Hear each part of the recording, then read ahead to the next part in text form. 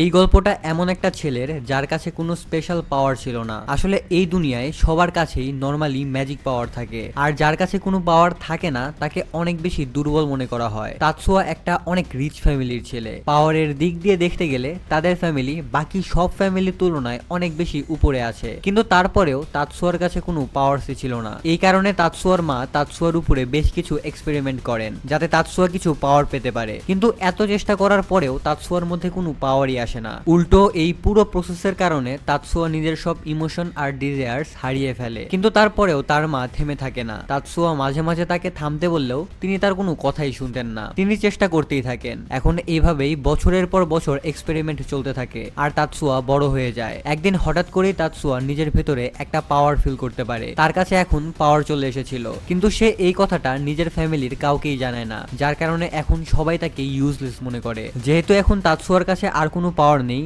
এই কারণে এখন তাকে তার নিজের বোনেরই বডিগার্ড বানিয়ে দেওয়া হয়েছে। মানে তাতসুয়া নিজেই হচ্ছে তার নিজের বোনের বডিগার্ড। এখন গল্পের শুরুতে আমরা দেখতে পাই তাতসুয়ার মা আর তার বোন মিউকি কোনো একটা জায়গায় যাচ্ছিল। আসলে তারা প্লেনে করে অন্য একটা জায়গায় যাচ্ছে, কারণ সেখানে একটা ফাংশন হতে চলেছে, যে ফাংশনে তাদের ফ্যামিলিকে ইনভাইট করা হয়েছে। সেখানে যাওয়ার সময় তারা সবাই বিজনেস ক্লাসে ট্রাভেল করছিল, কিন্তু তাতসুয়াকে নর্মালি বাকি সবার সাথে ইকোনমিক ক্লাসে বসিয়ে দেওয়া হয়, যেখানে সে ক্ষুধার্ত আর তৃষ্ণার্ত অবস্থায় বসে থাকে। এরপরে এয়ারপোর্টে পৌঁছানোর পর মিউকি তার মাকে বলে, আমাদের কি একে মানে তাতসুয়াকে সবসময় নিজেদের সাথে নিয়ে যাওয়ার প্রয়োজন আছে? আমার এই ব্যাপারটা কিন্তু অনেক বেশি ইউজলেস মনে হয়। তার মা তখন তাকে বলে, তুমি ওকে নিজের জাস্ট একটা সার্ভেন্ট ভাবো, যে ও তোমার কাজের লোক, এর চেয়ে বেশি তাকে আর কিছুই ভাবার দরকার নেই। এরপরে যে হোটেলে তাদের থাকার কথা ছিল সেখানে আসার পর মিউকি বলে, আমি প্লেনে বসে বসে অনেক বেশি বিরক্ত হয়ে গেছি। সে তখন বাইরে যাওয়ার পারমিশন চায়। তার কথায় তখন তার মা রাজি হয়ে যায়, কিন্তু তিনি শর্ত দেন যে সে যেন তাতসুয়াকেও নিজের সাথে নিয়ে যায়। কিন্তু মিউকি এটা একদমই করতে চাইছিল না, কিন্তু তারপরেও তাকে তার মায়ের কথা শুনতে হয়। এরপরে সে তাতসুয়াকে নিয়ে সেখান থেকে বেরিয়ে যায়।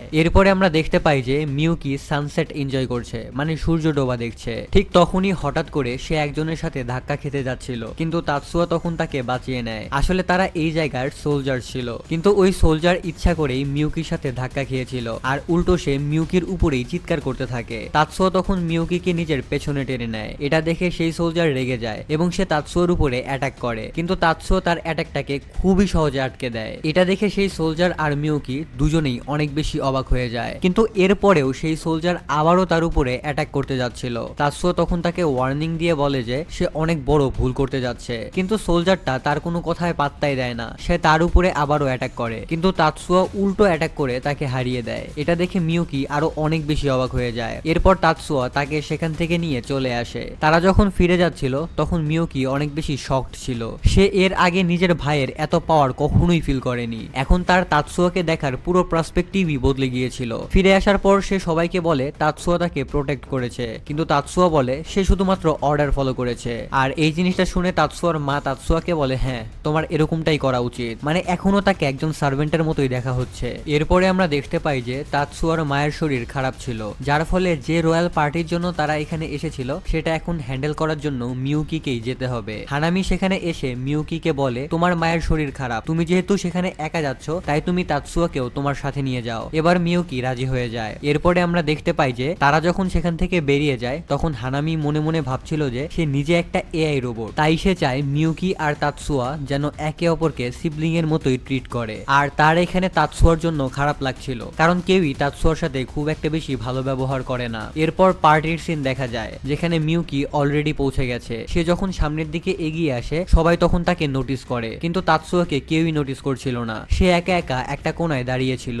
মিউকি যখন আরো সামনে যায় তখন তার সাথে দুজন সিবলিং এর দেখা হয়। মিউকি তাদের দেখে অনেক বেশি খুশি হয়েছিল, কিন্তু ওই দুজন সিবলিং একটু কথা বলার পরেই তাতসুয়ার ব্যাপারে জিজ্ঞাসা করে, আর এরপর তারা তাতসুয়ার কাছে চলে যায়। ঠিক তখনই ওই দুটো বাচ্চার বাবা সেখানে এসে মিউকিকে বলে, কিছু মনে করো না, ওরা আসলে জানে না তুমি হচ্ছে ইউতসুবা বা তাতসুবা ফ্যামিলির সাকসেসর। মিউকির এতে আসলে কিছুই যায় আসে না, কিন্তু সে যখন অন্যদিকে তাকায় তখন সে দেখে তাতসুয়া ওই দুজনের সাথে কথা বলতে বলতে একটু হাসছে। এটা দেখে মিউকি অনেক জেলাস ফিল করে, কারণ তাতসুয়া কখনোই তার সাথে কথা বলার সময় একটুও হাসে না। কিন্তু পরে নিজেকে বোঝানোর জন্য সে ভাবে ইউতসুবা বা তাতসুবা ফ্যামিলি জাপানের সবচেয়ে পাওয়ারফুল মেজ ফ্যামিলি বা জাদুকর ফ্যামিলি। তারা যদি তাতসুয়াকে দুর্বল ভাবে তাহলে তাদের ফ্যামিলি সত্যি সত্যি আসলেই অনেক দুর্বল হয়ে যাবে। তাই সে মনে করে যে তার এত চিন্তা করার দরকার নেই। কিন্তু সে আবার যখন তাতসুয়াকে স্মাইল করতে দেখে দেখে সে তখন আবারও এখানে জেলাস ফিল করতে থাকে। কিছুদিন পর আমরা দেখি যে এখন তাতসুয়া, তার মা, হানামি আর মিউকি সবাই মিলে একটা বোটে করে ঘুরতে এসেছিল।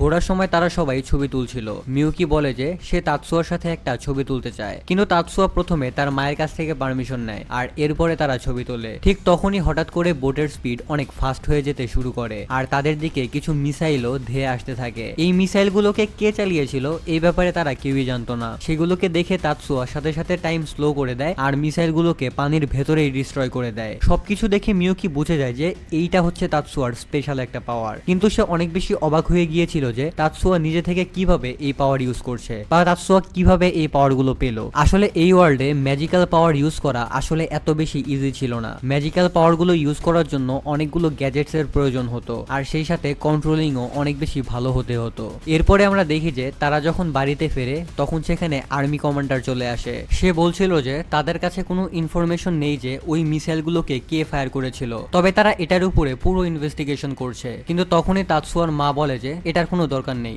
এমনিতেও ওই মিসাইলগুলো আমাদেরকে হিট করেনি, তাই কে ওই মিসাইলগুলোকে চালিয়েছে এটা না জানলেও চলবে। মানে ভাই এটা কোনো কথা? তো যাই হোক, এরপরে যখন আর্মি কমান্ডার সেখান থেকে চলে যাচ্ছিল তখন সে জানতে পারে যে তার জুনিয়ররা মিউকিকে ডিস্টার্ব করছিল আর তাতসুয়া তাদেরকে হারিয়ে দিয়েছে। এটা শুনে সে প্রথমে তাতসুয়া আর মিউকির কাছে ওই সোলজারদের হয়ে ক্ষমা চায় আর এরপরে সে তাতসুয়াকে বলে যে সে চাইলে তাদের ক্যাম্পে স্পেয়ারিং এর জন্য আসতে পারে। আর এই স্পেয়ারিং ওয়ার্ডটার মানে হচ্ছে ট্রেনিং এর জন্য ফাইট করা, মানে সহজ কথায় ট্রেনিং করা আর কি। আসলে এখানে বাকি সবাই তাতসুয়াকে ইউতসুবা বা তাতসুবা ফ্যামিলির মেম্বার হিসেবে চিনত। এই কারণে তাদের বিশ্বাসই ছিল যে তাতসুয়া এমনিতেই অনেক বেশি স্ট্রং হবে আর এই কারণেই তারা তাকে ট্রেনিং এর জন্য ডাকে। তাতসুয়া এই ব্যাপারটা নিয়ে কিছুই ভাবছিল না, কিন্তু তার মা তাকে বলে যে তোমার ওখানে যাওয়া উচিত, কারণ এমনিতেও সে বাড়িতে বসে থাকে আর অন্যান্য বিষয় সম্পর্কে তার কোনো ধারণাও নেই। ট্রেনিং এ গেলে সে অন্তত কিছু ফাইটের টেকনিক সম্পর্কে জানতে পারবে। তখন মিউকি বলে যে সেও তাতসুয়ার সাথে সেখানে যাবে। সে কারণ হিসেবে বলে যে সে এখন একটু দুর্বল আর তাতসুয়া তাকে সবসময় প্রোটেক্ট করতে পারবে না, তাই সে নিজেই স্ট্রং হয়ে নিজেকে প্রোটেক্ট করতে চায়। যদিও এটা জাস্ট তার একটা অজুহাত ছিল, কিন্তু তারপরেও তার মা রাজি হয়ে যায়। এর পরের সিনে আমরা দেখি যে তারা সেই জায়গায় পৌঁছে গেছে যেখানে এখন বাকি সকল সোলজারদের ট্রেনিং চলছিল। তারা দুইজনে ওখানে দাঁড়িয়ে থেকে বাকিদের ট্রেনিং দেখছিল। তখনই আর্মি কমান্ডার বলে তুমিও কি এদের সাথে ট্রেনিং করতে চাও? তখন তাতসুয়া প্রথমে মিউকির দিকে তাকায়, কিন্তু মিউকি এখানে কোনো রিয়াক্ট করে না, যার ফলে তাতসুয়া হ্যাঁ বলে দেয়। এরপরে ফাইটের সময় আমরা দেখি যে তাতসুয়ার সাথে যে লড়াই করতে এসেছিল সে আসলে অনেক স্ট্রং একটা সোলজার ছিল, কিন্তু তাতসুয়া তার প্রত্যেকটা অ্যাটাককে ডজ করে আর একটা পাঞ্চ করে, যার কারণে ওই সোলজার ওখানে মাটিতে পড়ে যায় আর এই এক পাঞ্চের কারণেই সে হেরে যায়। তারপরে দ্বিতীয় একজনকে ডাকা হয় যার অ্যাটাকগুলো অনেক বেশি ফাস্ট ছিল, কিন্তু তাতসুয়া তাকেও হারিয়ে দিচ্ছিল। কিন্তু আমরা দেখি যে তাতসুয়া যখন অ্যাটাক করে তখন সামনের সোলজারটাও তার অ্যাটাক আটকে দেয়, কারণ তাতসুয়া নিজের ফুল পাওয়ার দিয়ে অ্যাটাক করছিল না। এরপরে সামনের সোলজার যখন তাতসুয়ার উপরে অ্যাটাক করতে যাচ্ছিল তখন সে তার হাত ধরে তাকে নিচে ফেলে দেয় আর এই কারণে এই সোলজারটাও খুবই সহজে হেরে যায়। অন্যদিকে আমরা দেখি যে মিউকি নিজের ভাইকে এভাবে লড়তে দেখে অনেক বেশি অবাক হয়ে যায়, কিন্তু তখনই ওই সোলজারটা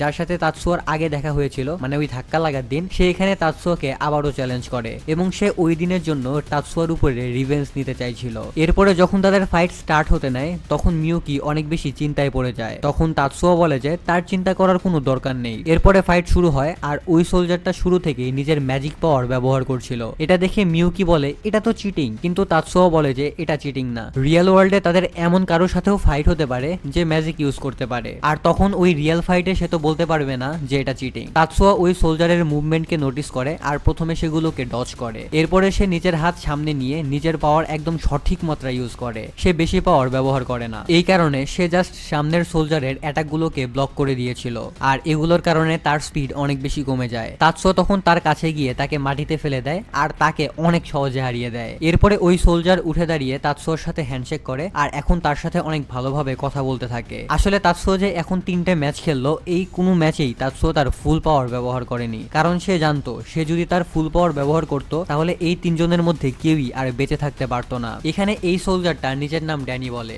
আর এখন সে তাতসুয়ার বন্ধু হয়ে গেছে।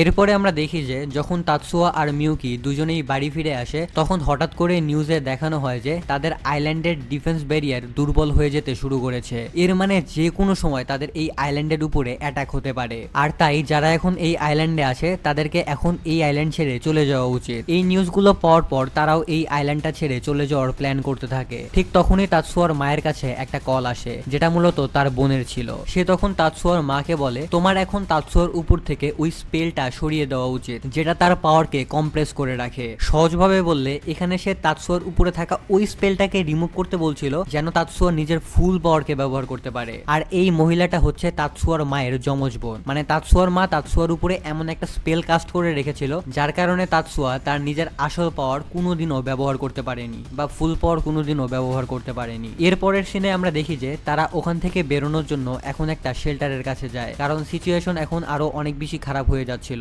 আর এখান থেকে বের হয়ে যাওয়ার মতো পর্যাপ্ত পরিমাণও সময়ও ছিল না। তারা শেল্টারের কাছে গিয়ে জানতে পারে যে এখানে এদের জন্য যে স্পেশাল গার্ড রাখা হয়েছে সেটা আর কেউ না, সেটা হচ্ছে ড্যানি। আর তার সাথে এখানে আরো অনেকজন গার্ডসও ছিল। তাদের শেল্টারের ভেতরে রাখা হয়, যেখানে তাদের মতোই আরো অনেক ফ্যামিলি ছিল। এখানে থাকা সবারই এখন হঠাৎ করেই একটা অদ্ভুত ফিলিংস হচ্ছিল। আর তখনই হঠাৎ করে তাতসুয়ার কানে একটা বন্দুকের গুলির শব্দ আসে। শব্দটা এতটা দূর থেকে আসছিল যে অন্য কেউ এই শব্দটাকে শুনতেই পায় না। তাতসুয়া ফ্লোরে হাত দিয়ে ফিল করতে পারে যে আসলে এখানে এমন একটা ম্যাজিক ইউজ করা হচ্ছে যা তাদের পাওয়ারকে অ্যাবজর্ব করে নিচ্ছে, আর এই কারণে এখানে থাকা কেউই নিজেদের পাওয়ার পুরোপুরি ব্যবহার করতে পারছে না। তাই সে এই ব্যাপারে পুরোপুরি জানার জন্য যখন বাইরে যাচ্ছিল, ঠিক তখনই তার মা নিজের পাওয়ার দিয়ে তাতসুয়ার উপর থেকে ওই স্পেলটা রিমুভ করে দেয়, যে স্পেলটা তাতসুয়ার পাওয়ারকে লিমিট করে রেখেছিল। এরপরে সে বাইরে এসে দেখে যে বাইরের সিচুয়েশন অনেক বেশি খারাপ ছিল। এরপরে আমরা ভেতরে দেখতে পাই যে সোলজারদের একটা টিম সেখানে চলে এসেছে। তারা সবাইকে তাদের সাথে এখান থেকে যেতে বলে, কারণ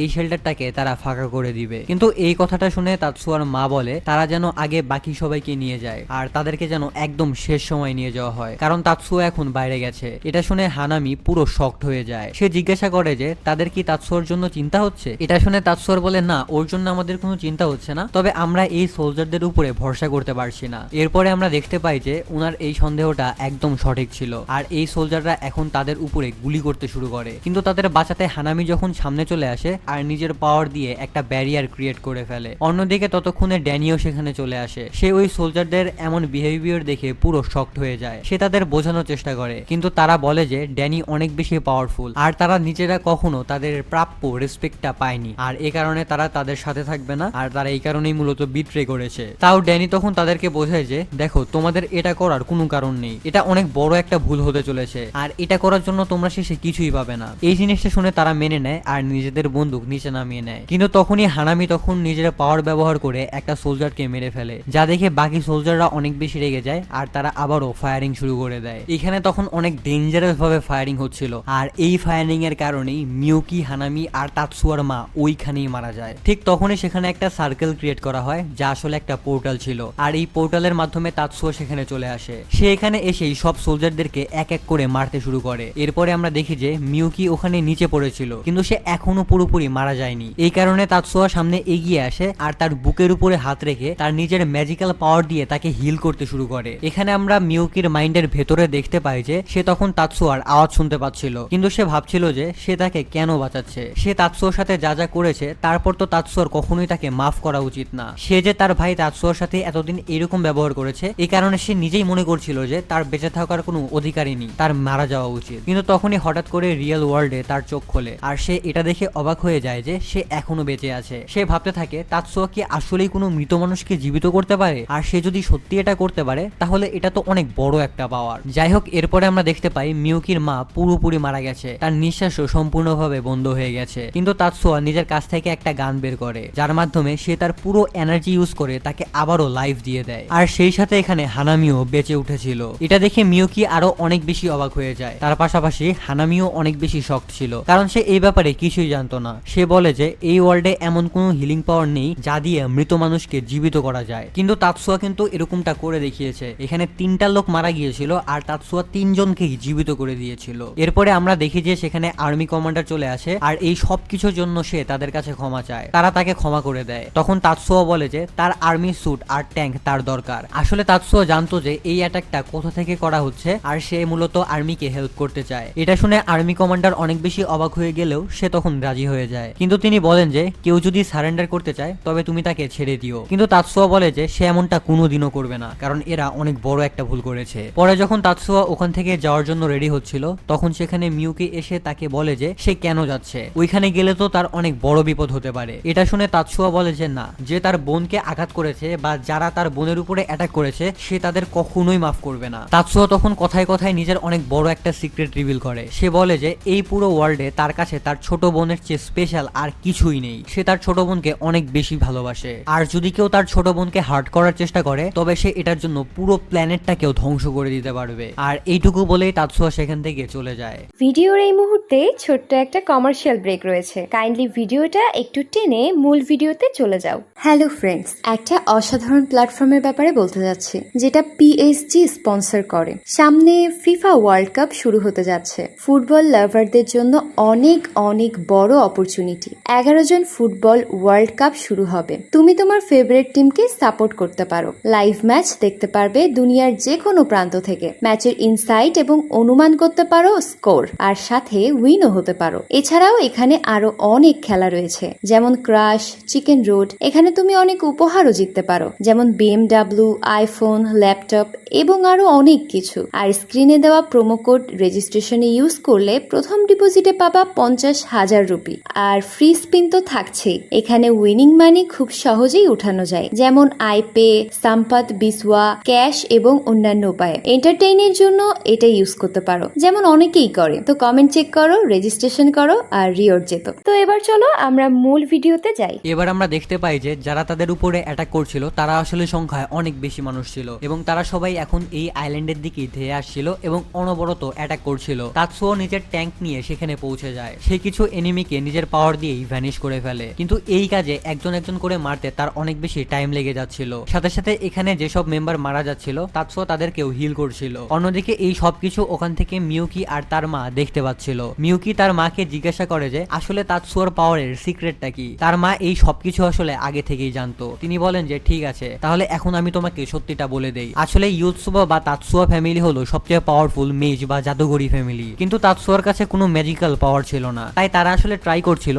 যাতে তাতসুয়াকে একটা ম্যাজিক্যাল পাওয়ার দেওয়া যায়। এটার জন্য তারা যখন এক্সপেরিমেন্ট করার স্টার্ট করে তখন সেই প্রসেসের মধ্যে তাতসুয়া নিজের সমস্ত সেন্স আর ইমোশন হারিয়ে ফেলে। তার কাছে জাস্ট একটা জিনিসই বেঁচে ছিল। এখন তাতসুয়ার কাছে যে একটা জিনিস বেঁচে ছিল সেই জিনিসটা যখন সে বলতে যায় তখন মিউকি জানতে পারে যে তাতসুয়া আসলে একা না, যে ওই এক্সপেরিমেন্টের কারণে নিজের সব ইমোশন হারিয়ে ফেলেছে। এই এক্সপেরিমেন্টের কারণে তাতসুয়ার মায়ের সাথেও এই সেম জিনিসটাই হয়েছে। সে নিজেও তার সমস্ত সেন্স আর ইমোশন হারিয়ে ফেলেছিলেন। মিউকু জানতে পারে যে তাতসুয়ার কাছে এখন জাস্ট একটাই ইমোশন বেঁচে আছে, আর সেটা হচ্ছে তার বোনের জন্য তার ভালোবাসা। আর এই কারণেই তাতসুয়া নিজের বোনের জন্য যে কোনো কিছু করতে পারে। আর নিজের বোনের উপরে আঘাত করা হয়েছে, এই কারণেই তাতসুয়া ওই লোকদের উপরে একাই আক্রমণ করতে গেছে। এই সব কিছু শুনে মিউকির আরো অনেক বেশি খারাপ লাগতে শুরু করে। তার এখানে আরো অনেক বেশি খারাপ লাগছিল, কারণ তার মায়েরও তো আসলে কোনো ইমোশন নেই। আর এই কারণেই তাতসুয়ার মা তাতসুয়ার সাথে যে ব্যবহারটা করে সেটা আসলে নর্মাল ছিল, কারণ দুইটা ইমোশনলেস মানুষ তো কখনোই ভালো বিহেভ করতে পারে না। তারা জাস্ট রোবটের মতো নর্মালি কথা বলে যাবে। কিন্তু মিউকির কাছে তো ইমোশন ছিল, তাহলে সে কেন তাতসুয়ার সাথে খারাপ বিহেভ করতো? এই জিনিসটা ভেবেই মিউকির এখানে অনেক বেশি খারাপ লাগছিল। অন্যদিকে আমরা দেখি যে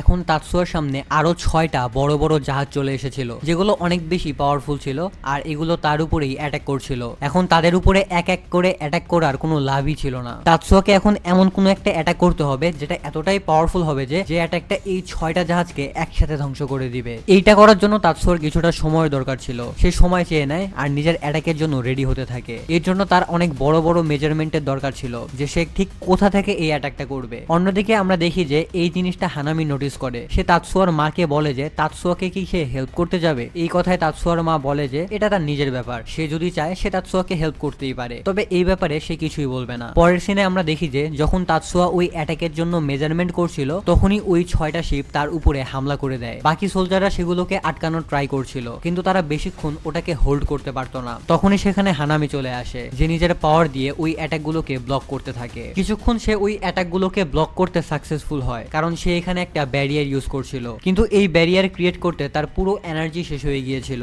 আর সে নিজে এআই রোবট হওয়ার কারণে খুবই তাড়াতাড়ি তার নিজের পাওয়ারও শেষ হয়ে যাচ্ছিল। কিন্তু এর মধ্যেই তাতসুয়ার মেজারমেন্ট কমপ্লিট হয়ে যায়। এরপরেই সে নিজের মেইন অ্যাটাক ইউজ করে, আর সেখানে অনেক বড় লেভেলের একটা ব্লাস্ট হয়। এই ব্লাস্টটা এতটাই পাওয়ারফুল ছিল যে ওই 6টা শিপ আর সাথে বাকি যে সকল সোলজাররা ছিল তারা সবাই ওখানেই মারা যায়। আর পানির মধ্যে অনেক বিশাল বড় একটা ওয়েভ বা ঢেউ তাদের দিকেই তখন এগিয়ে আসছিল, কিন্তু তারা কোনো রকমে তখন ওখান থেকে বেঁচে পালিয়ে আসে। পরে আমরা এটাও জানতে পারি যে এখন হানামি আর বাঁচতে পারবে না, কারণ সে নিজের সবটুকু এনার্জি ইউজ করে ফেলেছে। যদিও এটা আসলে বড় কোনো প্রবলেম ছিল না, তাতসুয়া আবারও তাকে হিল করে ঠিক করে দিতে পারতো, কিন্তু হানামি আসলে এটার জন্য রেডি ছিল না। সে বলে যে সে একটা এআই রোবট, তাকে সবসময় অর্ডার মেনেই চলতে হয়।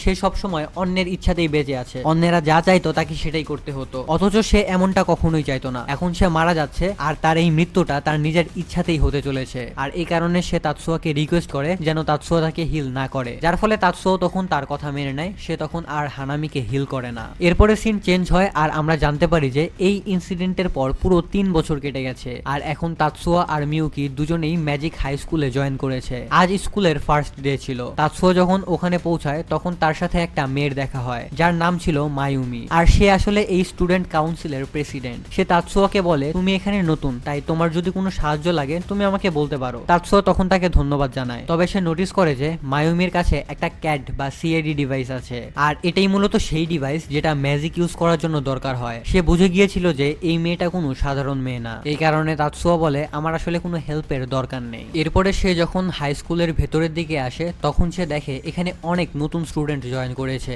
এই কারণে দুটো আলাদা আলাদা বসার জায়গা করা হয়েছিল। আসলে এটা ছিল এন্ট্রেন্স সেরামনি। সামনের দিকে যারা বসে আছে তারা খুবই ভালো ফ্যামিলি থেকে বিলং করে, আর এই কারণে তাদেরকে সামনে বসতে বলা হয়েছে। আর পেছনে যারা বসেছিল তারা হয় নতুন স্টুডেন্ট, অথবা তারা দুর্বল, অথবা তারা কোনো ধনী ফ্যামিলির ছেলে না। এই কারণে তাদেরকে পেছনে রাখা হয়েছে। তাতসুয়া খুবই ভালো করেই জানতো যে তার ঠিক কোথায় বসা উচিত, আর এই কারণে সে একদম লাস্ট লাইনে গিয়ে বসে পড়ে। অথচ তাতসুয়ার ফ্যামিলি স্ট্যান্ডার্ড অনুযায়ী সে কিন্তু একদম সামনে বসতে পারতো। ঠিক তখনই সেখানে একটা মেয়ে চলে আসে আর যে নিজের নাম মিজুকি জানায়। সে এসে তাতসুয়ার ঠিক পাশের সিটেই বসে পড়ে। সাথে সাথে এখানে মিজুকির একটা ফ্রেন্ডও চলে আসে যার নাম ছিল এরিকা। এরপরে আমরা দেখি সামনে স্পিচ দেওয়ার জন্য মায়ুমি চলে আসে। এর পরের সিনে আমরা দেখতে পাই মিউকি যখন ঘরে তাতসুয়ার জন্য খাবার বানাচ্ছিল তখন তার অনেক বেশি রাগ হয়, কারণ Tatsuya successfully high school join করে নিয়েছে, যার মানে সে সেখানে অ্যাডমিশন পেয়ে গেছে, যা করাটা মোটেও ইজি ব্যাপার ছিল না। কিন্তু তাও তাদের ফ্যামিলির কেউই তাকে কনগ্রাচুলেশন পর্যন্ত জানায়নি। এখন রাগের কারণে তার যে পাওয়ার মানে আইস ম্যাজিক পাওয়ার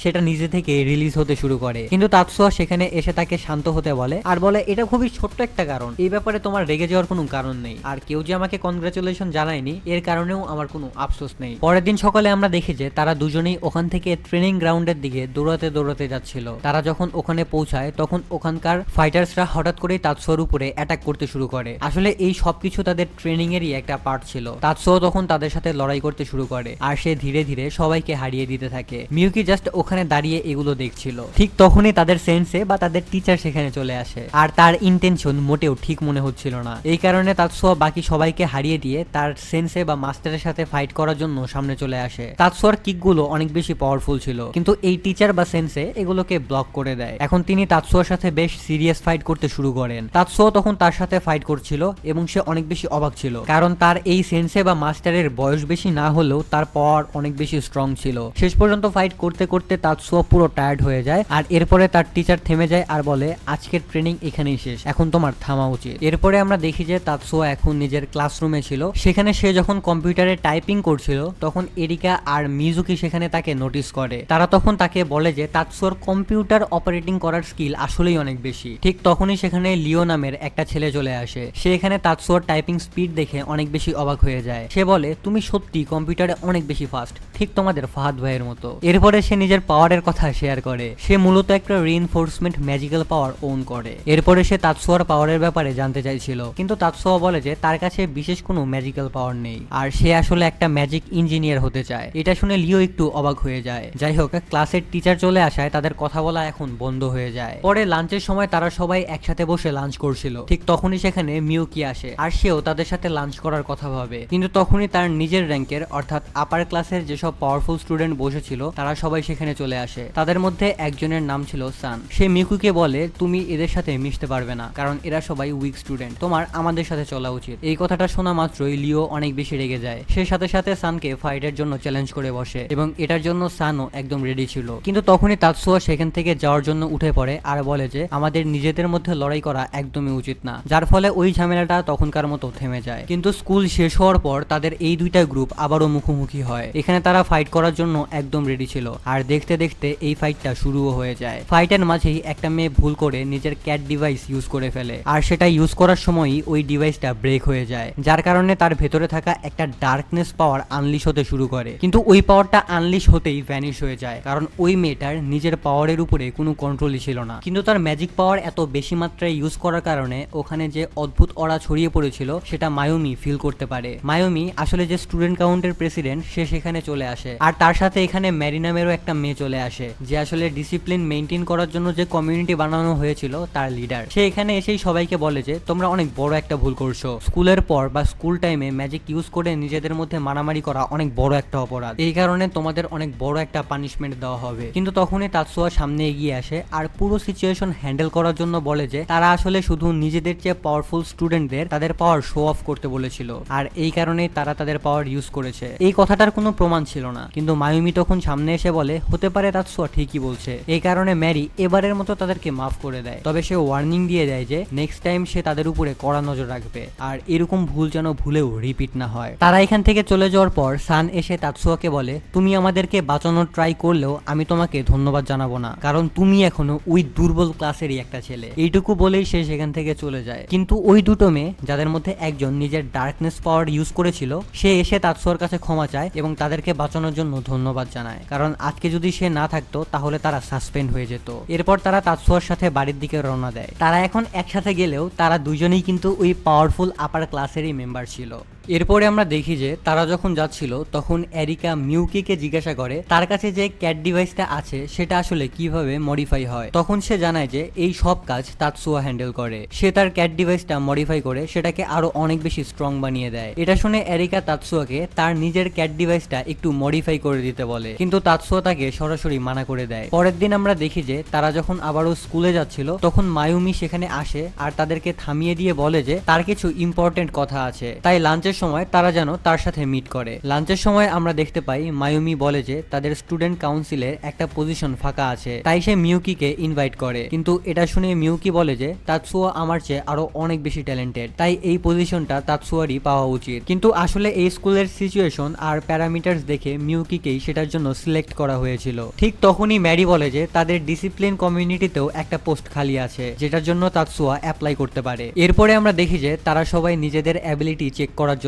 যায়। সেখানে তাদের একটা অবজেক্ট বা জিনিসের উপরে নিজেদের ম্যাজিক্যাল এনার্জি পুশ করতে বলা হয়, যার ফলে ওই জিনিসটা নিজের জায়গা থেকে মুভ করবে আর সেটার স্পিড দেখেই ডিসাইড করা হবে যে কার কাছে কতটা ম্যাজিক এনার্জি আছে। এরিকা এখানে সবার প্রথমে ট্রাই করে, তার ম্যাজিক এনার্জি ঠিকঠাক ছিল, কিন্তু তাৎসুয়া যখন ট্রাই করে তখন ওই জিনিসটা খুবই স্লো মুভমেন্ট করে। এই কারণে তাৎসুয়া মনে মনে ভাবছিল যে সত্যি সত্যি সে হয়তো অনেক বেশি উইক, তার ম্যাজিক পাওয়ার হয়তো অনেক বেশি কম। এরপরে সন্ধ্যা নামার সময় সে যখন ওখানকার কাউন্সিলর হলের দিকে যাচ্ছিল তখন সে ভাবছিল যে তার এই ডিসিপ্লিন কমিউনিটিতে জয়েন হওয়া একদমই উচিত না। আর সে যখন ওখানে পৌঁছায় তখন তাদের দেখা হয় স্টুডেন্ট কাউন্সিলের ভাইস প্রেসিডেন্ট জায়াবুর সাথে। সে তাৎসুয়াকে একদমই পছন্দ করে না, সে তাৎসুয়াকে পুরোপুরি ইগনোর করে মিউকিকে হ্যালো বলে। তবে এখানে মিউকির এই ছেলেটাকে একদমই পছন্দ হয় না, কিন্তু যেহেতু সে স্টুডেন্ট কাউন্সিলের ভাইস প্রেসিডেন্ট তাই সে তাকে হ্যালো বলে দেয়, মানে বাধ্য হয়ে বলে আর কি। এরপরে ম্যারি বলে যে তারা তাৎসুয়াকে ডিসিপ্লিন কমিউনিটিতে জয়েন করাতে চলেছে, কিন্তু এই কথাটা শোনা মাত্রই জায়াবু বলে তাৎসুয়া তো অনেক বেশি উইক, তাকে এই ডিসিপ্লিন কমিউনিটিতে রাখার কোনো দরকারই নেই। যা শুনে মিউকি অনেক বেশি রেগে যায়। মিউকি রেগে গিয়ে বলে তাৎসুয়ার টেস্টে যে স্কোরটা এসেছে সে আসলে তার চেয়েও অনেক বেশি শক্তিশালী, তাই তাকে দুর্বল ভাবার কোনো কারণ নেই। এটা শোনার পর জায়াবু আর কিছু বলার কথা খুঁজে পাচ্ছিল না। তখন তাৎসুয়া মিকুকে থামতে বলে আর জায়াবুকে বলে তোমার যদি ডাউট থাকে তাহলে তুমি আমার সাথে ফাইট করে দেখতে পারো, তারপর তুমি বুঝে যাবে যে আমি এই কমিউনিটিতে যোগ দেওয়ার যোগ্য নাকি যোগ্য না। এরপরে স্কুল শেষ হওয়ার পর তাৎসুয়া আর জায়াবু দুজনেই ফাইটের জন্য একদম রেডি ছিল। আর জায়াবু বেশ কনফিডেন্ট ছিল, কারণ তার কাছে যে ক্যাট ডিভাইসটা ছিল সেটা আসলে তার পাওয়ারকে ডাবল করে দিত। আর সে জানতো যে তাৎসুয়া অনেক বেশি উইক, তাই সে খুবই সহজে তাৎসুয়াকে হারিয়ে দিতে পারবে। কিন্তু যখন ফাইট স্টার্ট হয় আর জায়াবু যখন নিজের ক্যাট ডিভাইসটা অ্যাক্টিভ করতে যায় তখনই কিছু বুঝে ওঠার আগেই ওই ডিভাইসটা কাজ করা বন্ধ করে দেয় আর জায়াবু এখানে হেরে যায়। এই গেমটা শুরু হওয়ার আগেই শেষ হয়ে গিয়েছিল, এই কারণে বাকি সবাই অনেক বেশি অবাক হয়ে যায়। আর দেখা যায় তাৎসুয়া ততক্ষণে জায়াবুর ঠিক পেছনে এসে দাঁড়িয়ে পড়েছে। আর এই সবকিছু এত ফাস্ট হয়েছিল যে কেউ কিছু দেখতেই পায়নি। পরে সবাই তাকে জিজ্ঞাসা করে যে সে আসলে কোনো টেকনিক ইউজ করেছে কিনা। ম্যারির মনে হচ্ছিল যে হয়তো তাৎসুয়া এমন কোনো একটা ম্যাজিক ইউজ করেছে যা তার অ্যাক্সিলারেশনকে অনেক বেশি বাড়িয়ে দিয়েছিল, কিন্তু তাৎসুয়া বলে যে সে কোনো ম্যাজিক ইউজই করেনি, সে জাস্ট দৌড়ে জায়াবুর পেছনে চলে এসেছে। কিন্তু ম্যাজিক ছাড়া এটা করা পুরো ইম্পসিবল ছিল, তাই এখানে মায়ুমি বলে যে এটা কিভাবে সম্ভব। তখন সে জানায় যে সে প্রত্যেক দিন ট্রেনিং করে, সাথে মিউকিও বলে যে তারা দুজনেই নিনজুৎসু মাস্টারের কাছে ট্রেনিং করছে। তারপরেও মায়ুমি এটাকে বিশ্বাস করতে পারছে পারছিল না যে সে কিভাবে জায়াবুর এত কাছাকাছি চলে গেল, তাও এত কম সময়ের মধ্যে। তখন তাতসুয়া জানায় যে সে আসলে সিওন ওয়েব ইউজ করছিল। সিওন ওয়েব সরাসরি ব্রেনের উপরে অ্যাটাক করে, যার কারণে জায়াবু নিজের ম্যাজিকের উপরে কন্ট্রোল হারিয়ে ফেলে আর নিচে পড়ে যায়। কিন্তু এত হাই লেভেলের সিওন ওয়েব এত কম বয়সে ইউজ করা টোটালি অসম্ভব ছিল। তাতসুয়া তখন বলে সে আসলে একসাথে অনেকগুলো সিওন ওয়েব ইউজ করছিল। ওখানে একটা মেয়ে দাঁড়িয়েছিল যার নাম ছিল সুজনে। সে বলে যে সে এই সবকিছুই ফিগার আউট করে ফেলেছে। সুজনে বলে যে তাতসুয়া আসলে একসাথে 3টে সিওন ওয়েব ইউজ করেছিল, যার কারণে জায়াবুর মতো নর্মাল এইজের একটা স্টুডেন্ট সেটাকে সহ্য করতে পারেনি। অন্যদিকে জায়াবুও এই কথা শুনে পুরোপুরি অবাক হয়ে যায় এবং সে নিজের ভুল বুঝতে পারে আর মিউকির কাছে গিয়ে মাফ চায়। কিন্তু সে নিজে তাতসুয়াকে সরি বলছিল না, কারণ তার মনে হয়েছিল যে তাতসুয়া হয়তোবা তাকে মাফ করবে না। আর এরপরে সে সেখান থেকে চলে যায়। ওই রাতেই আমরা দেখতে পাই তাতসুয়া যখন নিজের কম্পিউটারে কাজ করছিল তখনই সেখানে মিউকি আসে। সে তাতসুয়াকে তার ক্যাট ডিভাইসটা আপগ্রেড করে দিতে বলে। তাতসুয়া বলে হ্যাঁ, অনেকদিন হলো তোমার ক্যাট ডিভাইসটাকে চেক করা হয়নি। সে ওটা চেক করছিল, কিন্তু এটাকে চেক করার আগে মিউকিকে একটা মেশিনের ভেতরে পুরোপুরি স্ক্যান করতে হতো। স্ক্যান করার পর আমরা দেখতে পাই যে মিউকি আসলে চেষ্টা করছিল সে যেন তাতসুয়ার সাথে একটা প্লট ডেভেলপ করতে পারে। মানে সে আসলে তাতসুয়ার সাথে একটা রোমান্টিক বন্ড তৈরি করতে চাইছিল। বাট ভাই, ওরা তো ভাই বোন, ওরা কেমনে রোমান্টিক বন্ড ক্রিয়েট করবে আমি জানি না। কিন্তু তাতসুয়া আসলে এটার জন্য রেডি ছিল না। এরপরে মিকু এমন একটা ডিভাইস ইউজ করে যেখান থেকে হঠাৎ করেই একটা স্ট্রং লাইট বের হয়, আর এই লাইটটার কারণে তাতসুয়া অজ্ঞান হয়ে মাটিতে পড়ে যায়। তার যখন জ্ঞান ফেরে ততক্ষণে সকাল হয়ে যায় এবং স্কুলে যাওয়ারও টাইম হয়ে যায়। আজ ডিসিপ্লিন কমিউনিটিতে তাতসুয়ার ফার্স্ট ডে। সে যখন সেখানে যায় তখন জানতে পারে সানো ওখানে জয়েন করেছে। আর যেহেতু তারা দুজনেই একসাথে জয়েন করেছে তাই তারা সেম পজিশনে আছে। তাদের দুজনকে বলা হয় যে আজ তাদের প্রথম দিন, আর ডিসিপ্লিন কমিউনিটিতে থাকার কারণে তারা নিজেদের ম্যাজিক ডিভাইস ইউজ করার পারমিশন পাবে, কিন্তু তারা এটাকে কোনোভাবেই ভুল কাজে ব্যবহার করতে পারবে না। এরপরে তাতসুয়া যখন স্কুলের বাইরে আসে তখন আমরা জানতে পারি যে স্কুলে এখন অনেক রকমের ক্লাব ক্রিয়েট করা হচ্ছে, আর সেই সব ক্লাবে যে কোনো স্টুডেন্ট জয়েন করতে পারবে। ক্লাবগুলোকে স্ট্রং বানানোর জন্য ক্লাবে বেশি বেশি স্টুডেন্ট থাকা অনেক বেশি গুরুত্বপূর্ণ ছিল। ঠিক তখনই আমরা দেখি কিছু স্টুডেন্ট এরিকাকে জোর করছিল যাতে সে তাদের ক্লাবে যোগ দেয়। এরিকা একদমই রাজি ছিল না, কিন্তু তারপরেও ওই ক্লাবের ছেলেরা এরিকাকে পুরো চারপাশ থেকে ঘিরে ধরেছিল। ঠিক তখনই সেখানে তাতসুয়া এসে পৌঁছায় আর এরিকাকে ওখান থেকে বাঁচিয়ে নেয়। এরপরে তারা অন্য একটা জায়গায় যাচ্ছিল যেখানে কন্ডো ক্লাবের ট্রেনিং চলছিল। আসলে এটা একটা condo traditional sword fighting club ছিল। ওখানে তখন কিছু মেয়ে প্র্যাকটিস করছিল। তখনই সেখানে কিছু ছেলে চলে আসে যাদের ট্রেনিং এর জন্য ওই জায়গাটার দরকার ছিল। এই কারণে তারা তাদেরকে ওখানে একটা চ্যালেঞ্জ করে, আর যারা এই চ্যালেঞ্জ জিতবে তারাই ওই জায়গাটা পাবে। এই চ্যালেঞ্জের জন্য একটা মেয়ে সামনে আসে যার নাম ছিল মিবু, আর ছেলেদের টিম থেকে আসে টাকাতি। এরপরে দুজনের মধ্যে ফাইট স্টার্ট হয়ে যায়, কিন্তু মিবু একটা সিঙ্গেল অ্যাটাক করে টাকাতির ফার্স্ট পয়েন্ট তুলে নেয়, আর এর কারণে মিবু এখানে জিতে যায়। কিন্তু টাকাতি বলে ফাইট তো জাস্ট শুরু হলো, সে নিজের ফুল পাওয়ার দিয়ে এই ফাইট করার কথা বলে। এরপরে সে নিজের ক্যাট ডিভাইস অ্যাক্টিভ করে ম্যাজিক পাওয়ার দিয়ে মিবুর উপরে অ্যাটাক করে। মিবু কোনো রকমে প্রথম অ্যাটাকটাকে ডজ করে নেয়, আর সে বুঝতে পারে যে সে যদি এটাকে ডজ না করতো তাহলে হয়তোবা সে ওখানেই মারা যেত। আমরা দেখি যে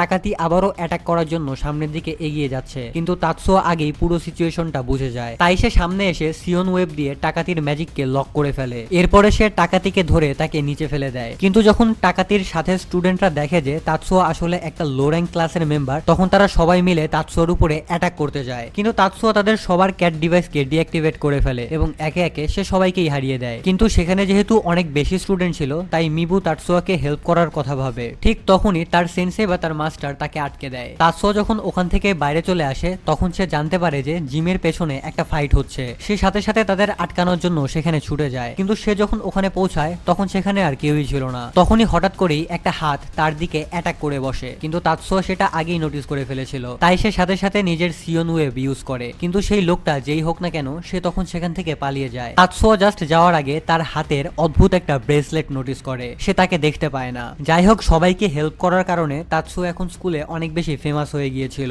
সব জায়গায় শুধু তার কথাই চলছিল। এরপরে সে যখন ক্লাসে বসেছিল তখন সে খেয়াল করে মিউকি তাকে লুকিয়ে লুকিয়ে দেখছে। এরপর সে তাকে নিয়ে করিডোরে চলে যায়। তারা যখন ওখানে হাঁটছিল তখন সেখানে মিবু চলে আসে। সে তাতসুয়াকে বলে, তুমি কি আমার সাথে ক্যান্টিনে আসতে পারবে? তোমার সাথে আমার দরকারি একটা কথা আছে। তাতসুয়া তখন বলে, না, এখন আমি ব্যস্ত আছি। মিবু বলে, ঠিক আছে, তুমি যদি নিজের ডিসিশন চেঞ্জ করো তবে যখন খুশি তখন তুমি আমার সাথে মিট করতে পারো। এই বলে মিবু সেখান থেকে চলে যায়। তাতসুয়া ওখান থেকে চলে যাচ্ছিল কারণ তার নিজের কিছু কাজ করার ছিল, কিন্তু মিউকি তাকে জিজ্ঞাসা করে যে সে কি সত্যি মিবুর সাথে দেখা করতে যাবে। আসলে মিউকি ভেতরে ভেতরে একটু জেলাস ফিল করছিল, কিন্তু তাতসুয়া তাকে বলে যে তার জেলাস ফিল করার কোনো কারণ নেই। ভাই, আমি বুঝলাম না, ওরা দুজন তো ভাই বোন, ওরা কেন ভাই জেলাস ফিল করে, মানে মিউকি কেন জেলাস ফিল করে। এরপরে আমরা দেখি যে তাতসুয়াকে কাউন্সিলিং টিচারের কাছে যেতে হয়েছিল। আসলে তিনি সব স্টুডেন্টদের মেন্টাল হেলথ চেক আপ করার জন্য কিছু কোশ্চেন জিজ্ঞাসা করছিলেন। তিনি তাৎসুয়াকেও তার সব কোশ্চেন জিজ্ঞাসা করেন, আর তাৎসুয়া একদম পারফেক্টলি সবগুলো প্রশ্নের উত্তর দিয়ে দেয়। শেষে তিনি এমনিতেই জিজ্ঞাসা করে মিবু তাৎসুয়ার গার্লফ্রেন্ড কিনা। তাৎসুয়া তখন বলে না, সে আমার গার্লফ্রেন্ড না, এটা জাস্ট একটা গুজব। এরপরে রাতে আমাদের মিবুকে দেখানো হয়। সে তখন তার টিচারকে বলছিল যে সে স্কুলে প্রতিনিয়ত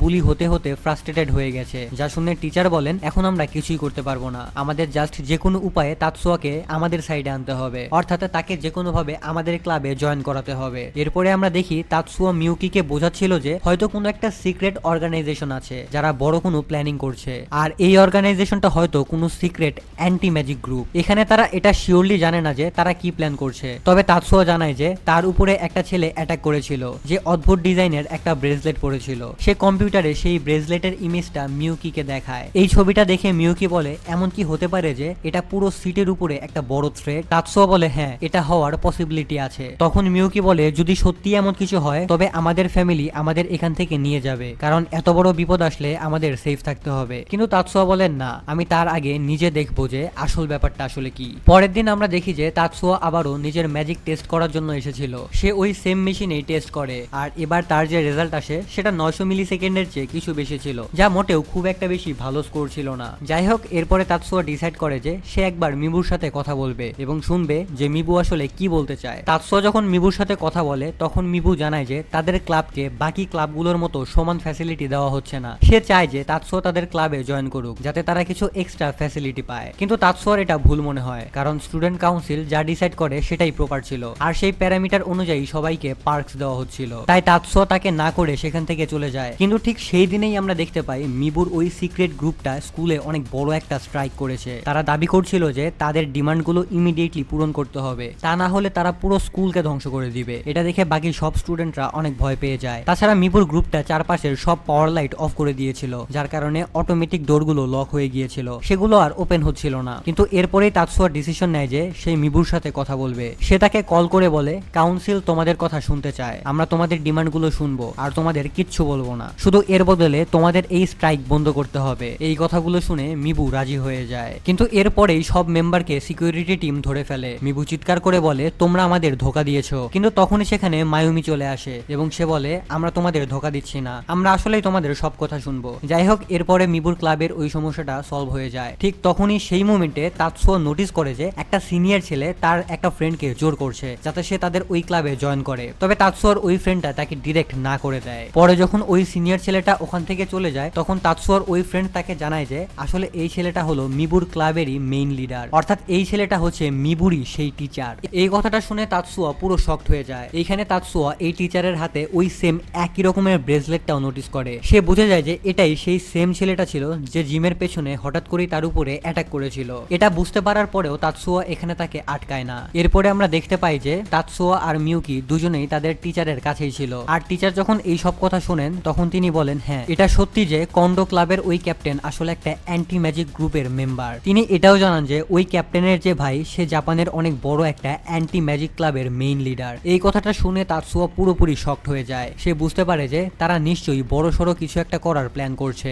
কারণ তাদের মেইন মোটিভ নিজেদের ক্লাবকে বেটার করা না, বরং অন্য কিছু একটা। পরের দিন সকালে আমরা দেখি যে স্কুলে বড় সড়ো একটা ডিবেট চলছিল, আর এটা এই কারণেই করা হচ্ছিল যেন কন্ডো ক্লাবের ফ্যাসিলিটি আরো অনেক বেশি বাড়ানো যায়। তারা ডিমান্ড করে যে বাকি ক্লাবগুলো যেসব সুযোগ সুবিধা পায় তাদেরকেও যেন সেই সব সুযোগ সুবিধা দেওয়া হয়। কিন্তু এখানে মায়ুমি সামনে এসে ক্লিয়ার করে দেয় যে যার যতটুকু পার্কস বা ফ্যাসিলিটি পাওয়া উচিত তাদেরকে ঠিক ততটুকুই দেওয়া হবে। আসলে এই ডিবেটের আসল রিজনই ছিল এটা, যাতে সব স্টুডেন্টের সামনে ডিসাইড করা যায় যে স্টুডেন্ট কাউন্সিলের দেওয়া ফ্যাসিলিটি একদম ঠিক আছে। আর শেষ পর্যন্ত এটাই ফাইনাল করা হয় যে স্টুডেন্ট কাউন্সিল একদম ঠিক ছিল।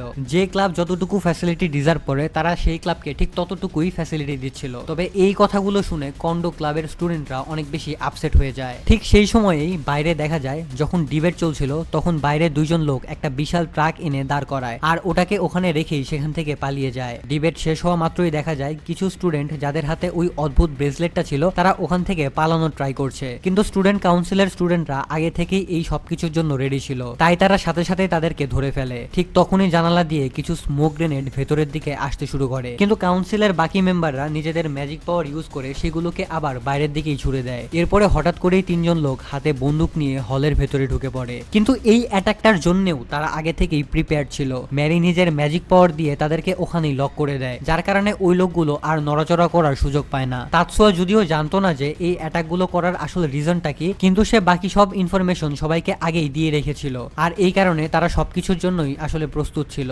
এরপরে তারা সবাই হলের বাইরে আসে, যেখানে আরো লোক বন্দুক নিয়ে রেডি ছিল, কিন্তু যেহেতু স্কুলের সবাই একসাথে হয়ে ফাইট করছিল তাই ওই টেরোরিস্টরা কিছুই করে উঠতে পারছিল না। ঠিক তখনই সেখানে কাউন্সিলিং টিচার চলে আসে। তিনি এসে তাতসুয়া আর বাকিদের জানান যে এই লোকগুলোর মেইন মোটিভ এই হলের উপরে অ্যাটাক করা ছিল না, এরা আসলে স্কুলের মেইন লাইব্রেরির উপরে অ্যাটাক করতে এসেছে, আর এখানে এই হামলাটা জাস্ট একটা ডাইভারশন ছিল যাতে সবার ফোকাস অন্যদিকে ঘুরে যায়। তিনি আরো বলেন যে যদিও মিবু এদের সাথে কাজ করছে, কিন্তু এটা পুরোপুরি তার ভুল না, কারণ তার ওই টিচার অর্থাৎ কন্ডো ক্লাবের লিডার যে ওই অ্যান্টি ম্যাজিক গ্রুপের মেইন পার্ট, সেই মূলত মিবুকে ম্যানুপুলেট করেছে, আর এই কারণেই মিবু মূলত এই ইললিগাল কাজটা করছে। তবে সে নিজেও জানতো না যে সে কত বড় ভুল করছে। এখন তাতসুয়া আর বাকি সবাই ডিসাইড করেছে তারা যে কোনো উপায়ে মিবুকে বাঁচাবে, আর এই ইভিল গ্রুপটা যা করতে চাইছে তা করা থেকে তারা তাদেরকে থামাবে। তখন লিও বলে যে এই লোকগুলোকে আমি একাই সামলে নিব, তোমরা তাড়াতাড়ি ভেতরে যাও। এরপরে বাকি সবাই লাইব্রেরির দিকে এগিয়ে যায়। লিও একাই ওখানকার সবার সাথে ফাইট করছিল। তাতসুয়া জানতো যে লিওর কাছে রিএনফোর্সমেন্ট ম্যাজিক পাওয়ার আছে, যার কারণে তার পক্ষে একা এই ফাইটটা করা অনেক বেশি ইজি ছিল। সে জানতো যে লিও খুবই সহজে সবাইকে হারিয়ে দিতে পারবে, তাই সে লিওকে বলে ওদের হারিয়ে তুমি যত দ্রুত পারো লাইব্রেরিতে চলে এসো। লাইব্রেরির ঠিক বাইরে পৌঁছানোর পর তাতসুয়া নিজের স্পেশাল পাওয়ার দিয়ে পুরো এরিয়া স্ক্যান করে নেয়, যাতে করে সে জানতে পারে যে ভেতরে আসলে কে আছে। এতে করে তাদের ফাইট করাটা অনেক বেশি সুবিধার হয়ে যাবে। এরপরে তারা লাইব্রেরির ভেতরে ঢুকে পড়ে। ভেতরে ঢোকার পর ওই লোকগুলোর সাথে তাদের ফাইট শুরু হয়ে যায় এবং দেখতে দেখতে তারা ওই সবাইকেই হারিয়ে দেয়। ঠিক তখনই একটা বেশ পাওয়ারফুল মেম্বার তাদের সামনে এসে দাঁড়ায়। এরিকা বলে যে তাকে সে একাই সামলে নেবে। সে বাকিদের এগিয়ে যেতে বলে, যার পর তাতসুয়া আর মিউকি দুজনেই সামনের দিকে এগিয়ে যায়। মিউকি প্রথমে তাতসুয়াকে সামনে যাওয়ার জন্য হেল্প করে, এরপরে সে নিজের ডিভাইসের সাহায্যে উঠতে উঠতে তাতসুয়ার ঠিক পেছনে চলে আসে। এরপরে লাইব্রেরির একটা সিক্রেট রুমের ভেতরে আমরা দেখতে পাই মিবু একা দাঁড়িয়ে ভাবছিল যে সে যেটা করছে সেটা আসলে ঠিক নাকি ভুল, কারণ সে আসলে ওই অ্যান্টি ম্যাজিক গ্রুপের লিডারকে হেল্প করছে। আর এখানেই আমরা জানতে পারি যে ওই মিস্টেরিয়াস লোকটার আসল উদ্দেশ্য ছিল স্কুলের সব সিক্রেট ডেটা চুরি করা, আর এই কারণেই সে মূলত লাইব্রেরির মেইন সিস্টেম থেকে সেই ডেটাগুলোকে নিজের পেন ড্রাইভে কপি করছিল। ঠিক তখনই সেখানে তাতসুয়া এন্ট্রি নেয় আর নিজের সিয়ন ওয়েব দিয়ে পুরো এলাকার নেটওয়ার্কটাকে জ্যাম করে দেয়। তখনই তাদের মধ্যে একটা লোক তাতসুয়ার উপরে অ্যাটাক করে, কিন্তু তাতসুয়া তাকে খুবই সহজে হারিয়ে দেয়। মিবু অবশ্য এখনো নিজের ভুল স্বীকার করতে রাজি ছিল না, কিন্তু এরপর মিউকি যখন তাকে বোঝায় তখন সে বুঝতে পারে যে সে আসলে অনেক বড় একটা ভুল করে ফেলেছে। নিজে যে এত বড় একটা ভুল করে ফেলেছে এটা বুঝতে পারার পরেও সে নিজের মুখে নিজের ভুলকে স্বীকার করতে চাইছিল না। ঠিক তখনই পেছন থেকে ওই লোকটা যে আসলে মেইন লিডার ছিল মিবুকে অ্যাটাক করার অর্ডার দেয়। মিবু তার কথা শুনে যখনই অ্যাটাক করতে যায় তাতসুয়া তখন তার সেই অ্যাটাকটাকে থামিয়ে দেয়। এটা দেখে মিবু ভয় পেয়ে ওখান থেকে দৌড়ে পালাতে শুরু করে। মিউকি তাকে আটকানোর জন্য তার পেছনে যেতে চাইছিল, কিন্তু তাতসুয়া তাকে থামিয়ে দেয়। সে তখন বলে যে লাইব্রেরির বাইরে এরিকা তাকে ধরে ফেলবে, তাই তোমার তার পেছনে যাওয়ার দরকার নেই। বাইরে ঠিক সেটাই হয়। এরিকা বাইরে মিবুকে আটকে দেয়, কিন্তু মিবু সহজে হার মানার পাত্রী ছিল না। সে সর্ড উঠিয়ে ফাইটের জন্য রেডি হয়ে যায়, কিন্তু এরিকা খুবই তাড়াতাড়ি তাকে হারিয়ে দেয় এবং জানায় যে সে আসলে ম্যারির আন্ডারে ট্রেনিং করছিল, যে আসলে তাদের দুইজনেরই সিনিয়র। অন্যদিকে আমরা দেখি যে কন্ডো ক্লাবের ওই ক্যাপ্টেন যে আসলে টিচার ছিল সে ওখান থেকে পালাতে চাইছিল, কিন্তু ওই স্টুডেন্টগুলো তাকে ধরে ফেলে। সন্ধ্যার দিকে আমরা দেখতে পাই মিবুর এতক্ষণে জ্ঞান ফিরে এসেছে। আসলে সেই ফাইটের সময় সে অজ্ঞান হয়ে গিয়েছিল। জ্ঞান ফেরার পর সে সবার কাছে ক্ষমা চায় আর বলে সে এখন বুঝতে পেরেছে যে সে অনেক বড় একটা ভুল করে ফেলেছে। সে একদম একা ছিল, আর এই সুযোগে ওই টিচার তাকে ম্যানুপুলেট করে, যার কারণে সে ওই অ্যান্টি ম্যাজিক গ্রুপে জয়েন করেছিল। যেহেতু বাকি সবাই জানতো যে ওই লোকটা মিবুর ব্রেন ওয়াশ করেছিল, তাই তারা সবাই মিবুকে মাফ করে দেয়। মিবু স্পেশালি তাতসুয়ার কাছে অনেক স্পেশাল ভাবে ক্ষমা চায়, আর তাতসুয়া তাকে ক্ষমা করে দেয়। ঠিক তখনই তারা নোটিস করে যে তাদের ওই কাউন্সিলিং টিচার গেটের পাশে দাঁড়িয়ে তাদের এই সব কথাই শুনছিল। তিনি ভেতরে এসে বলেন যে তারা ওই অ্যান্টি ম্যাজিক গ্রুপের মেইন লিডারের সিক্রেট হাইড আউটের খোঁজ পেয়ে গেছে। এই কথা শুনে সবাই অনেক বেশি অবাক হয়ে যায়। তারা তখন ডিসাইড করে যে তারা এখনই ওখানে যাবে আর ওই মেইন লিডারকে ধরবে, কারণ স্কুলে যারা এসেছিল তারা জাস্ট সাধারণ মেম্বার ছিল। এরপরে তাতসুয়া আর বাকি সবাই ওই হাইড আউটের উদ্দেশ্যে রওনা দেয়, তবে সেখানে সবাই যায় না, জাস্ট কয়েকজন স্টুডেন্ট তাতসুয়ার সাথে এসেছিল। ওই জায়গায় পৌঁছানোর পর তাতসুয়া নিজের পাওয়ার দিয়ে বিল্ডিংটাকে স্ক্যান করে আর জানতে পারে যে ভেতরে অনেক লোক আছে। এরপরে তারা যখন মেইন গেটের সামনে আসে যার ভেতরে ওই লিডার লুকিয়েছিল, তখন তারা দেখে যে সেখানেও অনেক মেম্বার আছে এবং সবার হাতেই বন্দুক আছে, কিন্তু তা সত্ত্বেও তাতসুয়া আর মিউকি ভেতরে ঢুকে পড়ে। ভেতরে আসার পর সেই লিডার তাতসুয়ার উপরে ডিরেক্ট অ্যাটাক করে না। সে বলে তুমি সত্যি অনেক বেশি বুদ্ধিমান, তুমি আমার প্ল্যানটাকে বুঝে গিয়েছো। এইটুকু বলেই সে নিজের চশমাটাকে খুলে ফেলে আর নিজের স্পেশাল টেকনিক ইউজ করে, যে টেকনিক দিয়ে সে মিবুর মাইন্ড কন্ট্রোল করছিল। আর এখানে আমরা জানতে পারি যে সে নিজে আসলে মিবুকে ম্যানিপুলেট করেনি, তার কাছে এমন একটা পাওয়ার আছে যা দিয়ে সে যে কোনো মানুষকে নিজের বশে নিয়ে আসতে পারতো। এখন সে তাৎসুয়ার উপরেও ঠিক ওই সেম পাওয়ারটাই ব্যবহার করছিল, কিন্তু সে নোটিস করে যে তার এই পাওয়ারটা তাৎসুয়ার উপরে কোনো কাজই করছে না। সে কিছুই বুঝতে পারে না যে এমনটা কেন হচ্ছে। তবে এখন তার কাছে এটা করা ছাড়া আর কোনো অপশনও ছিল না, কারণ তার নিজের কাছে শুধুমাত্র এই একটাই ম্যাজিক পাওয়ার ছিল, আর সেটা যেহেতু কাজ করেনি তাই এখন গুলি চালানো ছাড়া তার কাছে আর কোনো উপায়ই নেই। সে তার বাকি সব লোকদেরকে চিৎকার করে গুলি চালাতে বলে, কিন্তু তার আগেই সবার হাতের বন্দুক ভেঙে নিচে পড়ে যায়। এটা দেখে সে আরো অনেক বেশি ভয় পেয়ে যায়। সে ভয় পেয়ে ওখান থেকে পালাতে থাকে, কিন্তু তাৎসুয়া তার ঠিক পেছনেই তাড়া করছিল। তখনই বাকি মেম্বাররা তাৎসুয়ার উপরে অ্যাটাক করে, কিন্তু মিউকি নিজের আইস ম্যাজিক পাওয়ার ইউজ করে তাদের মধ্যে একজনকে জমিয়ে দেয়। এটা দেখে বাকি সবাই অনেক ভয় পেয়ে যায়। এরপরে মিউকি এক এক করে সবার উপরে আইস অ্যাটাক করতে শুরু করে আর সবাইকেই বরফের স্ট্যাচুতে বা বরফের মূর্তিতে পরিণত করে দেয়। অন্যদিকে আমরা দেখি যে তাৎসুয়ার সাথে আসা বাকি মেম্বাররা বিল্ডিং এর অন্য সাইড থেকে অ্যাটাক করছিল, যাতে তারা দুই দিক থেকেই পুরো বিল্ডিংটাকে ঘিরে ফেলতে পারে। এরপরে দেখা যায় তাৎসুয়া অন্য একটা রুমের সামনে আসে, যেখানে ওই লিডারটা লুকিয়ে ছিল, কিন্তু এখানেও অনেকগুলো মেম্বার ছিল। তাৎসুয়া ভেতরে ঢোকার পর সেই পাওয়ার ইউজ করে সবার বন্দুকগুলোকে ডিস্ট্রয় করে দেয়, কিন্তু এবার সেই লিডারটা ফুল প্রিপারেশন নিয়ে দাঁড়িয়েছিল। সেই সাথে সাথে তার কাছে থাকা একটা জ্যামিং ডিভাইস অ্যাক্টিভ করে দেয়, যাতে তাৎসুয়ার কাছে থাকা যে ম্যাজিক পাওয়ার ছিল সেটা পুরোপুরি জ্যাম হয়ে যায়। কিন্তু তাৎসুয়ার হাতে যে গানটা ছিল সেটা কোনো ম্যাজিক দিয়ে চলছিল না, আর তাৎসুয়া তখন সেটাকে ব্যবহার করে খুবই সহজে সেখানকার সবাইকে শেষ করে দেয়। এখন ওই লোকটা অনেক বেশি ভয় পেয়ে গিয়েছিল এবং ওখান থেকে পালানোর চেষ্টা করছিল, কিন্তু ঠিক তখনই অন্য দিক থেকে তাৎসুয়ার সেই ফ্রেন্ড চলে আসে, যে এতক্ষণ বিল্ডিং এর অন্য একটা সাইড সামলাচ্ছিল। তারা তাকে ধরে ফেলে, আর ওই ছেলেটা এতটাই রেগে গিয়েছিল যে সে ওই লিডারের একটা হাতও কেটে ফেলে। পরে সেখানে মেইন সিকিউরিটি ফোর্স এসে পৌঁছায় এবং তারা তাকে ধরে নিয়ে যায়। অন্যদিকে মিউকি যাদের বরফ বানিয়েছিল তারাও ধীরে ধীরে নর্মাল হতে শুরু করে, আর সিকিউরিটি ফোর্স তাদেরকেও অ্যারেস্ট করে নেয়। এরপরে আমরা দেখি যে হাসপাতালে মিবুর ট্রিটমেন্ট চলছিল সেখান থেকে আজ তাকে ডিসচার্জ করে দেওয়া হয়। এর মানে ছিল সে এখন পুরোপুরি সুস্থ হয়ে গেছে। সেখানে মিবুর বাবাও এসেছিল, তিনি তাৎসুয়াকে ধন্যবাদ জানায়, কারণ তিনিও বেশ কিছুদিন ধরে নোটিস করছিল যে মিবুর বিহেভিয়ার অনেক বেশি অদ্ভুত হয়ে গেছে, কিন্তু তিনি এখন আসলে রিজনটা জানতো। আর তিনি এটাও জানতো মিবু এখন অনেক বেশি সেফ আছে, আর মিবু সেফ আছে তাৎসুয়ার কারণে। এরপরে তাৎসুয়া যখন আবারও নিজের বন্ধুদের গ্রুপে ব্যাক করে তখন সে জানতে পারে যে মিবু এখন তাকে পছন্দ করতে শুরু করেছে। আর অন্যদিকে ওই ছেলেটা যার নাম ছিল কিরহারা, যে তাৎসুয়াকে ওই অ্যান্টি ম্যাজিক গ্রুপের লিডারদেরকে ধরতে হেল্প করেছিল, সে আবার এই মিবুকে পছন্দ করত, কিন্তু মিবু একে আবার জাস্ট ফ্রেন্ড মনে করত। মানে এটা ছিল একটা জাস্ট লাভ ট্রায়াঙ্গেল। মিবু পছন্দ করতো তাৎসুয়াকে, কিন্তু তাৎসুয়া মিবুকে পছন্দ করতো না। আবার এই ছেলেটা মানে কিরহারা পছন্দ করতো মিবুকে, কিন্তু মিবু আবার কিরহারাকে পছন্দ করতো না। পরে বাড়ি ফেরার সময় মিউকি তাৎসুয়াকে জিজ্ঞাসা করে যে তার অ্যাবিলিটি আর ব্রেন লেভেল হাই স্কুলের স্টুডেন্টদের চেয়ে অনেক বেশি ডেভেলপড, তারপরেও সে কেন হাই স্কুলে পড়াশোনা করছে। এটা শুনে তাৎসুয়া বলে তার আসলে এখানে থাকতে ভালো লাগে, তাই সে এখানে আছে। সেই রাতে তাৎসুয়া আর মিউকি দুজনে মিলে তাদের সেই নিনজুৎসু সেন্সে বা টিচারের কাছে ট্রেনিং নেওয়ার জন্য এসেছিল।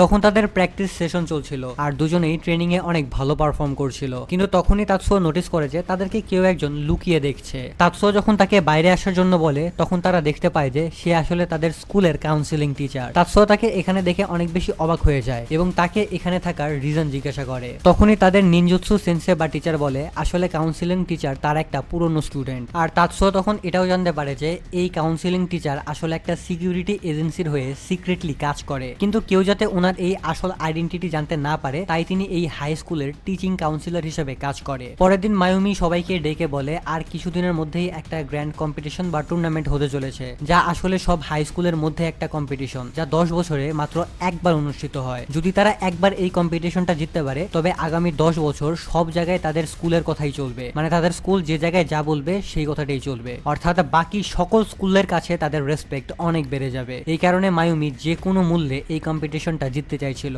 আর তার জন্য সে একটা স্ট্রং টিম বিল্ড আপ করতে চাইছিল। তবে এটাকে প্রপার টিম বলা যায় না, কারণ সেখানে অনেকগুলো ইভেন্টস হতে চলেছিল, যার জন্য স্টুডেন্টরা ওখানে যাচ্ছিল। মানে সেখানে এমন কিছু ম্যাচ খেলা হবে যেখানে তাদেরকে সোলো পারফরমেন্স করতে হবে, মানে একা একা খেলতে হবে আর কি। কিন্তু তারপরেও তাদের খুবই ভেবেচিন্তে স্টুডেন্টের লিস্ট করতে হতো। তাৎসুয়া অবশ্য কোনো গেমে পার্টিসিপেট করার জন্য ইন্টারেস্টেড ছিল না, তবে তাৎসুয়াকে ওখানকার মেইন টেকনিক্যাল স্টাফ হিসেবে রাখার ডিসিশন নেওয়া হয়। কিন্তু এই পোস্টে সিলেক্ট হওয়ার জন্য প্রথমে তাকে নিজেকে প্রুভ করতে হতো, যার জন্য সে কিরহারার ক্যাট ডিভাইসটা পুরো নিখুঁতভাবে কপি করে দেখায়। সে এটাকে এতটাই পারফেক্টলি কপি করেছিল যে কিরহারা এটাই বুঝতেই পারছিল না যে এটা আসলে কপি করা একটা ডিভাইস। এখানে তাৎসুয়ার টাইপিং স্পিডও কিন্তু অনেক বেশি ছিল, তার মানে তাৎসুয়া যে কোনো ডেটা বা ইনফরমেশনকে খুবই দ্রুত টাইপ করে প্রসেস করতে পারতো, যা তাদের টিমের জন্য অনেক বড় একটা প্লাস পয়েন্ট হতে চলেছিল। তাই ফাইনালি তাৎসুয়াকে তাদের তাদের টিমের অফিসিয়ালি টেকনিক্যাল স্টাফ হিসেবে ইনক্লুড করা হয়। তাতসুয়া যখন বাড়িতে ফেরে তখন তার কাছে মেজরের কাছ থেকে একটা ভিডিও কল আসে। কলে মেজর জানান যে তারা কম্পিটিশনের জন্য যে জায়গাটায় যাচ্ছে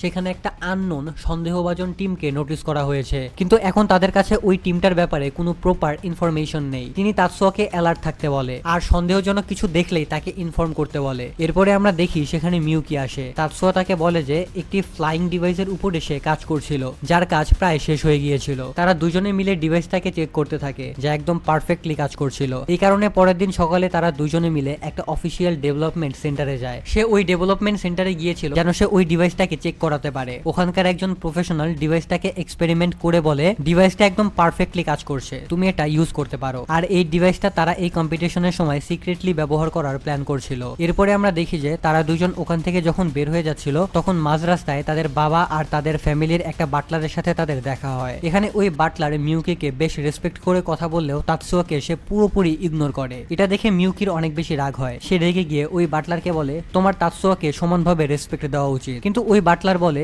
মিউকি তাদের ফ্যামিলির সাকসেসর বা উত্তরাধিকারী, কিন্তু তাতসুয়া তাদের ফ্যামিলির কেউই না। আমি নিজে তাতসুয়াকে জাস্ট একটা সার্ভেন্ট মনে করি। এই কথাটা শুনে মিউকি এখানে অনেক বেশি রেগে গিয়েছিল। সে তখন নিজের ম্যাজিক এনার্জি ইউজ করতে যাচ্ছিল, কিন্তু তাতসুয়া তখন তাকে থামিয়ে দেয় আর তারা দুজন সেখান থেকে চলে যায়। পরের দিনে স্কুলে এসে তাতসুয়া সবাইকে বলে যে সে এখন থেকে টেকনিক্যাল স্টাফ মেম্বার, তাই এখন সবার ক্যাট ডিভাইস সেই মেইনটেইন করবে। অন্যদিকে আমরা দেখি যে করিডোর দিয়ে যাওয়ার সময় মিজুকি একটা রুম থেকে অদ্ভুত কিছু আওয়াজ শুনতে পায়। সে যখন কৌতূহল বশত সেখানে যায় সে তখন দেখে তাদের ক্লাসের একটা ছেলে যার নাম মিকো হিকো, সে সেখানে ম্যাজিক প্র্যাকটিস করছিল। আসলে সে একটা স্পিরিট সামান করার ট্রাই করছিল বা আত্মা সামান করার ট্রাই করছিল। এটা তখন কন্ট্রোল হারিয়ে হুট করে মিজুকির উপরেই অ্যাটাক করতে যাচ্ছিল, কিন্তু ঠিক তখনই সেখানে তাতসুয়া এসে মিজুকিকে বাঁচিয়ে নেয়। পরে তাতসুয়া মিকো হিকোকে জিজ্ঞাসা করে সে আসলে এখানে কি করছিল। জবাবে সে বলে আমি আসলে স্পিরিট সামনিং এর প্র্যাকটিস করছিলাম, কিন্তু আমি কিছুতেই সাকসেসফুলি এটা করতে পারছি না। জানি না আমি কবে নিজের ম্যাজিককে প্রপারলি ব্যবহার করতে পারবো। তখনই মিজুকি বলে তুমি প্রায় স্পিরিট সামান করেই ফেলেছিলে। তাতসুয়া জিজ্ঞাসা করে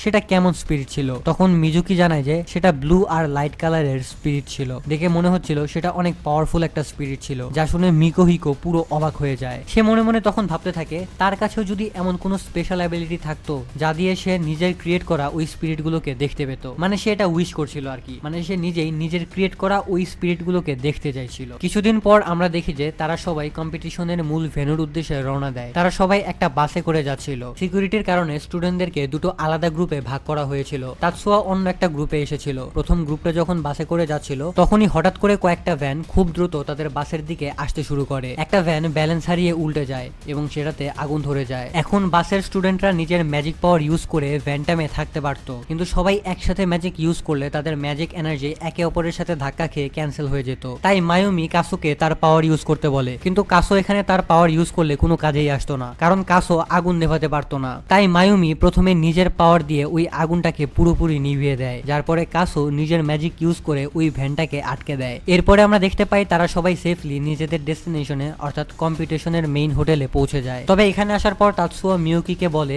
রাস্তায় যে অ্যাক্সিডেন্টটা হয়েছিল ওটা আসলে কোনো অ্যাক্সিডেন্ট ছিল না। বাইরে থেকে দেখে যদিও মনে হচ্ছিল যে একটা ভ্যান ভুল করে তাদের সাথে ধাক্কা খেয়েছে, কিন্তু এটা আসলে কোনো অ্যাক্সিডেন্ট ছিল না। এটা আসলে ইনটেনশনালি এই বাসের দিকেই আসছিল। তবে এই অ্যাক্সিডেন্টটা আসলে কে করাতে চাইছিল বা এই অ্যাক্সিডেন্টের আসল উদ্দেশ্যটা কি, এটা নিয়ে আসলে কারোরই কোনো ধারণা ছিল না। এরপরে আমরা দেখি রাতে তারা একটা হোটেলে ছিল, কিন্তু মিকো হিকোর নিজের ট্রেনিং এ এতটাই ব্যস্ত ছিল যে সে হোটেলের সামনেই স্পিরিট সামন করার ট্রাই করছিল। তখনই হঠাৎ করে সে অন্য একটা ম্যাজিক এনার্জি ফিল করতে পারে। সে যদিও নিজের স্পিরিটটাকে দেখতে পেত না বা নিজের ম্যাজিক পুরোপুরি কন্ট্রোল করতে পারতো না, কিন্তু সে শিওর ছিল যে এই এনার্জিটা তার নিজের না, যার মানে এখানে অন্য কেউ একটা ছিল। কিন্তু অন্ধকারে সে কাউকেই দেখতে পাচ্ছিল না। তাই যে ডিরেকশন থেকে সেই ম্যাজিকটা আসছিল সে সেদিকে যাওয়ার ডিসিশন নেয়। প্রথমে সে ভাবে এই ব্যাপারে সবাইকে ইনফর্ম করা উচিত, কিন্তু তারপরেই তার তাতসুয়ার কথা মনে পড়ে যে তাতসুয়া যদি এখানে থাকতো তাহলে সে এই সিচুয়েশনে একদমই ভয় পেত না। তাই সে নিজেকে মোটিভেট করে এবং সামনের দিকে এগিয়ে যায়। কিন্তু সেখানে তিনটা লোক ছিল যারা তাদের পাওয়ার দিয়ে মিকো হিকোর উপরে অ্যাটাক করতে যাচ্ছিল, কিন্তু তার আগেই কেউ একজন তাদের পাওয়ারকে ডিস্ট্রয় করে দেয়। মিকো হিকো যখন পেছনে তাকায় তখন সে দেখতে পায় সেখানে তাতসুয়া দাঁড়িয়ে আছে, আর তাতসুয়া এখানে সঠিক সময় মিকো হিকোকে বাঁচিয়ে নিয়েছিল।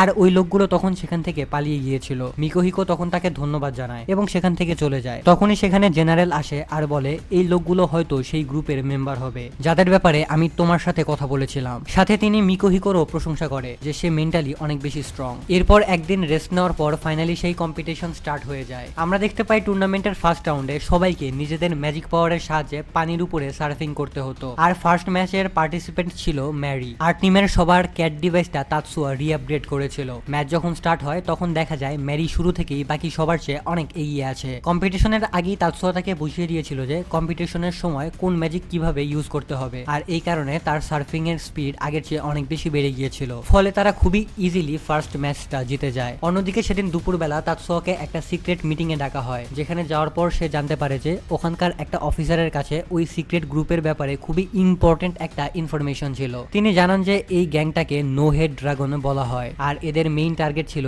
যে কোনো উপায়ে এই কম্পিটিশনটাকে আটকানো। তবে তাদের জন্য প্লাস পয়েন্ট ছিল যে এই ইনফরমেশন তারা আগেই পেয়ে গিয়েছিল। এরপরে নেক্সট কম্পিটিশন স্টার্ট হয়, যেখানে মায়ুমি পার্টিসিপেন্ট করছিল। এই ইভেন্টে তাদের ম্যাজিক পাওয়ার দিয়ে বুলেট ক্রিয়েট করতে হবে এবং কোনো একটা অবজেক্টকে হিট করতে হবে, যেখানে মায়ুমি 100% অ্যাকুরেসির সাথে এটাকে অ্যাচিভ করে ফেলে। আর এই ম্যাচটাও তাদের টিম জিতে যায়। এরপরে ম্যাচটা ছিল আইস ব্রেকিং কম্পিটিশন, আর এই ইভেন্টেও তাদের টিম জিতে যায়। তারা খুবই সহজে এই রাউন্ডগুলো জিতে যাচ্ছিল। খুবই সহজে জিতে যাওয়ার কারণে তাদের টিমের সবার মধ্যে অনেক কনফিডেন্স চলে আসে। তখন সুজনে সবাইকে ওয়ার্নিং দিয়ে বলে, ব্যাপারটা এমন না যে আমরা সবগুলো ম্যাচই এত সহজে জিততে পারবো। শুরুর ম্যাচগুলো তুলনামূলক অনেক সহজ ছিল, তাই আমরা জিতেছি, কিন্তু সামনের কম্পিটিশনগুলো আরো অনেক বেশি টাফ হবে, তাই আমাদের সবাইকেই ফোকাস থাকতে হবে। এদিকে আমরা দেখি যে তাতসুয়া লিওর জন্য একটা স্পেশাল ওয়েপন ক্রিয়েট করছিল, যা লিও তার রিএনফোর্সমেন্ট ম্যাজিকের মাধ্যমে ইউজ করতে পারত। পরে লিও যখন সেটাকে টেস্ট করে দেখে, সে ফিল করতে পারে যে এই ওয়েপনটা সত্যি সত্যি অনেক বেশি ইউজফুল ছিল, তাই সে তাতসুয়াকে ধন্যবাদ জানায়। পরের দিন আমরা দেখতে পাই ম্যারির আবারও সেই ওয়াটার সার্ফিং এর নেক্সট রাউন্ডের ম্যাচ ছিল। তবে এবারের ম্যাচটা আগের চেয়ে অনেক বেশি ডিফিকাল্ট ছিল, কারণ এবার তার অপোনেন্টরা বেশ অ্যাডভান্স ম্যাজিক ইউজার ছিল।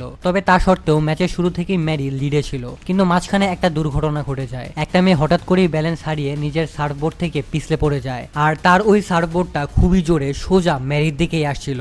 ম্যারি এই সার্ফবোর্ডটাকে প্রায় ডজ করেই নিয়েছিল, কিন্তু তখনই হঠাৎ করে তার নিজের সার্ফবোর্ডটাই ব্যালেন্স হারিয়ে ফেলে, আর সে তখন পানিতে পড়ে যায়। আর এটার কারণে সে এই ম্যাচটা হেরে যায়। এমনকি এই দুর্ঘটনার কারণে তাকে হসপিটালাইজডও করতে হয়েছিল। আর হাসপাতালে আমরা দেখতে পাই যে তার আঘাত এতটাই গুরুতর ছিল যে সে নেক্সট ম্যাচও খেলতে পারবে না। তোমরা যারা এই পর্যন্ত ভিডিও দেখেছো তাদের জন্য একটা সুখবর আছে। আমরা তোমাদের জন্য স্যাভেজ ওয়ান নামের অসাধারণ একটা ওয়েবসাইট ক্রিয়েট করেছি, যেখান থেকে তোমরা চাইলে বিভিন্ন ধরনের প্রোডাক্ট অর্ডার করতে পারবে। এছাড়াও সেখানে অ্যানিমের হিউজ কালেকশন আছে। এছাড়াও আমরা থাইল্যান্ড, ভিয়েতনাম আর ইন্ডিয়াতে যে সমস্ত অ্যানিমে ট্রেন্ডিং আছে, বা সেই সমস্ত দেশে যে অ্যানিমের ডিজাইনগুলো সব সময় ট্রেন্ডিং এ থাকে, সেই ডিজাইনগুলো আমরা তোমাদের জন্য এখানে রেখেছি। এছাড়াও তোমরা অ্যাসিড ওয়াশের মধ্যে ড্রপ শোল্ডারের অনেক সুন্দর সুন্দর কালেকশন তোমরা পেয়ে যাবে, তাও অনেক কম মূল্যে, মাত্র 550 থেকে 600 টাকার মধ্যে। আর এই টি শার্টগুলোর কোয়ালিটি নিয়ে তোমাদের একটু চিন্তা করতে হবে না, প্রত্যেকটার কোয়ালিটি হবে একদম টপ নচ। এছাড়াও তোমরা এখান থেকে বিভিন্ন ধরনের জার্সি এবং প্যান্ট অর্ডার করতে পারো। আর আমি অন্তত তোমাদের এইটুকু গ্যারান্টি দিচ্ছি, আমাদের এই স্যাভেজ ওয়ান থেকে তোমরা যেটাই অর্ডার করবে না কেন, সেটা অবশ্যই ভ্যালু ফর মানি হবে। এছাড়াও তোমরা স্ক্রিনে একটা হোয়াটসঅ্যাপ নাম্বার দেখতে পাচ্ছ, অর্ডার করার জন্য সেই হোয়াটসঅ্যাপ নাম্বারে মেসেজ করলেই হবে। এছাড়াও তোমরা প্রোডাক্টের সরাসরি ভিডিও দেখে নিতে পারবে। এছাড়াও তোমাদের কাছে অপশন আছে, যখন ডেলিভারি ম্যান আসবে তখন ডেলিভারি ম্যানের কাছ থেকে প্রোডাক্টটি দেখে নিবে। যদি ভালো লাগে তো প্রোডাক্টটি রাখবে, আর ভালো না লাগলে প্রোডাক্টটি রিটার্নও করে দিতে পারবে। তো তোমরা যাও একবার হলেও এই স্যাভেজ ওয়ান ওয়েবসাইটটা ঘুরে আসো এন্ড দেখে নাও তোমাদের কোন কোন কালেকশন পছন্দ হয়। যাই হোক, আজকের ভিডিওটা আমরা এখানেই শেষ করছি। এই সিরিজটা তোমাদের কাছে কেমন লাগছে এটা একটু কমেন্টে জানিয়ে দিও। যদি এই ভিডিওতে তোমরা প্রপার রেসপন্স দেখাও, বা এই ভিডিওতে যদি যথেষ্ট পরিমাণে রেসপন্স পড়ে, তাহলে আমরা এই সিরিজটার পার্ট 2 নিয়ে আসবো। এন্ড এই সিরিজটার পার্ট 2 কিন্তু এই পার্ট 1 এর চেয়ে অনেক বেশি ইন্টারেস্টিং। সো আই হোপ তোমরা বুঝতে পারতেছো। তো যাই হোক, এই সিরিজটাকে বা এই ভিডিওটাকে একটু বেশি বেশি করে সাপোর্ট দাও। তোমাদের সাপোর্ট যদি ভালো থাকে বা তোমাদের রেসপন্স যদি ভালো থাকে এই ভিডিওটাতে, তাহলে আমরা খুবই তাড়াতাড়ি এই ভিডিওর পার্ট 2 নিয়ে আসবো। তো যাই হোক, আজকের মতো আমি এখানেই বিদায় নিচ্ছি। ভালো থাকো, সুস্থ থাকো, আল্লাহ হাফেজ।